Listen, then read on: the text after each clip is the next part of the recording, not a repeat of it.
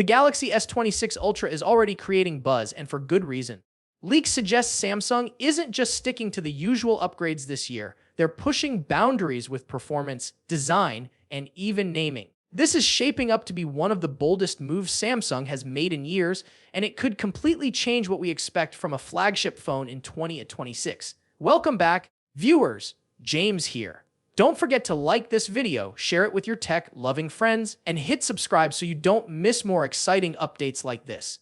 Now, let's dive into the details that make the S26 series so fascinating. First, performance. Samsung is giving the Ultra something no other phone has, especially tuned Snapdragon 8 Elite Gen 2 running at 4.74 GHz. That number may look like a small jump from the standard 4.61 GHz version, but benchmarks tell a bigger story. Reports show the Ultra hitting single-core scores above 4,000 compared to the regular chip's 3,900. That edge might sound tiny, but for tech fans, it means smoother performance, faster app launches, and even longer support for demanding features like AI-driven tools.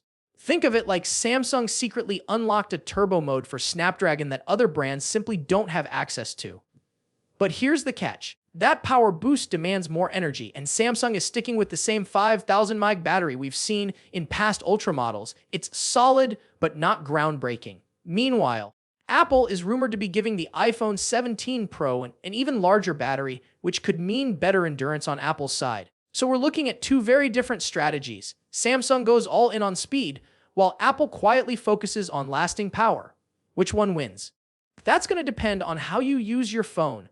Now, let's talk design, because this is where things get even more interesting. The Galaxy S26 lineup is expected to be the thinnest Galaxy phones ever. The S26 Edge, for example, is rumored to include a 300 mAh battery, which is a huge step up from the 900 mAh inside the S25 Edge, despite being slimmer. That's not just a design choice, that's serious engineering magic. Samsung seems determined to prove you can have sleek phones without always sacrificing battery life. And the Ultra, Samsung's crown jewel, isn't being left out. Reports say it will slim down as much as possible while still housing the S Pen, which physically limits the phone's thickness to around 7.8 mm. To go thinner, Samsung would either need to redesign the stylus, shrink it, or drop it altogether. And let's be real, removing the S Pen would probably cause outrage among long-time fans. It's part of what makes the Ultra. That's why this year feels like Samsung is walking a fine line, pushing thinness while still protecting the features people love. The naming strategy is another twist. Instead of the usual base, plus, and Ultra, leaks suggest Samsung might go with Pro, Edge, and Ultra. The S26 Pro would replace the standard model, the Edge takes the place of the Plus, and of course the Ultra remains the king. Why the change? The word Pro has become synonymous with premium thanks to Apple and other brands. Adopting it gives Samsung an easy way to elevate the lineup while also leaving room for price adjustments. Meanwhile, the Edge name highlights design and display, making the middle model stand out more than just being Plus. But behind the scenes, there's an ongoing battle Samsung hasn't fully won yet. Exynos. The S25 series was supposed to introduce the Exynos 2500, but delays pushed it into foldables.